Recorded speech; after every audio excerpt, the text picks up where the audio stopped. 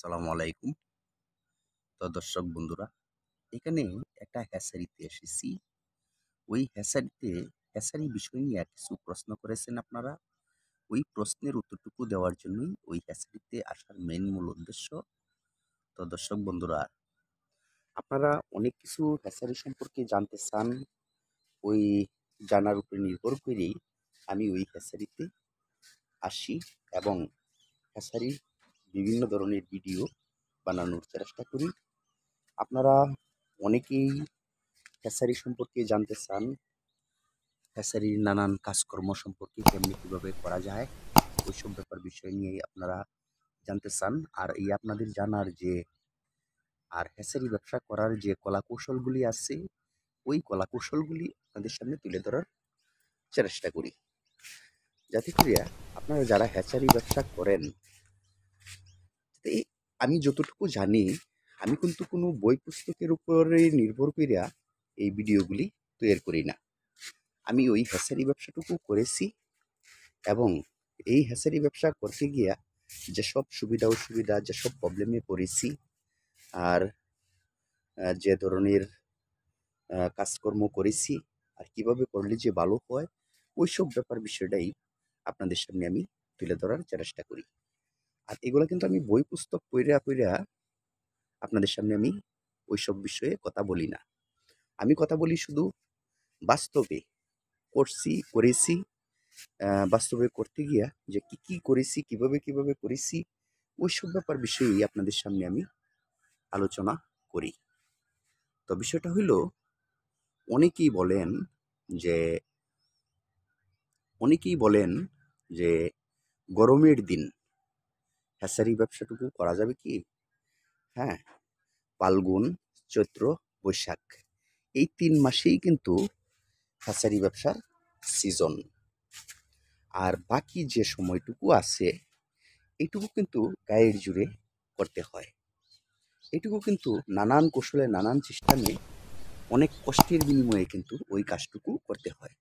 সবচেয়ে সহজ সরল এবং ভালো সময়, উত্তম সময় হইল ফাল্গুন, চৈত্র, বৈশাখ।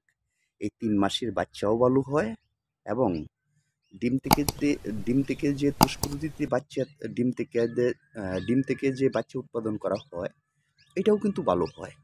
ফুডে সুন্দর হলে, মানে ডিম থেকে বাচ্চা বাহির হয় সুন্দরভাবে, পরিবেশে, প্রাকৃতিক আবহাওয়ায়। তাছাড়া বাচ্চাগুলি লালন পালন করতেও সুবিধা।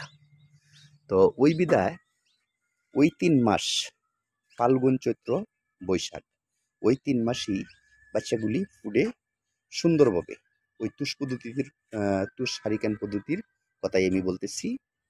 আর বাকি সময়টুকু ধরেন আষাঢ় শ্রাবণ মাস বা ভাদ্র মাস, এই বৃষ্টি, এই রৌদ্র, এইসব কারণে নানান ঝামেলা পোহাতে হয়, নানান নানান ঝামেলায় পড়তে হয়। কিন্তু ওই যে ফাল্গুন, চৈত্র, বৈশাখ, এই ৩ মাস কিন্তু নানান ঝামেলায় পড়তে হয় না। একভাবে বাচ্চাগুলি ফুডে, বিশেষ করে গরমটা একটু লক্ষ্য রাখলেই হয়, খোলামেলা অবস্থা রাখলেই হয়, তাপটা একটু নিয়ন্ত্রণে রাখলেই হয়। একটাই মাত্র ধান্দা, একটাই মাত্র কাজ, গরমটা একটু, তাপমাত্রাটা একটু নিয়ন্ত্রণে রাখলেই হয়। আর যে সময় বৃষ্টি হয়, ওই সময় কিন্তু, বৃষ্টির সময় কিন্তু একটা তাপমাত্রা সৃষ্টি হয়। আবার বৃষ্টির টাইমে যে সময় রৌদ্র উঠে, ওই সময় কিন্তু একটা তাপমাত্রা সৃষ্টি হয়। এতে করিয়া আষাঢ় শ্রাবণ মাসে ডিম ফুটানোটা মোটামুটি একটু কষ্টকর হয়ে যায়। পুরাতন কারিগর যারা আবহাওয়া পরিবেশ বুঝে পরিচর্যা করে, এতে করে ভালো রেজাল্ট আসে।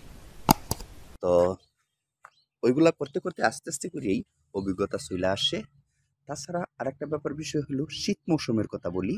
শীত মৌসুম পুরাটাই জোরপূর্বকভাবে ডিম থেকে বাচ্চাগুলি বাহির করতে হয়। শীত মৌসুমে কিন্তু ঠান্ডা আর ঠান্ডা, আর ওই ঠান্ডার জন্য অনেক সময় পলিথিনও ব্যবহার করতে হয়।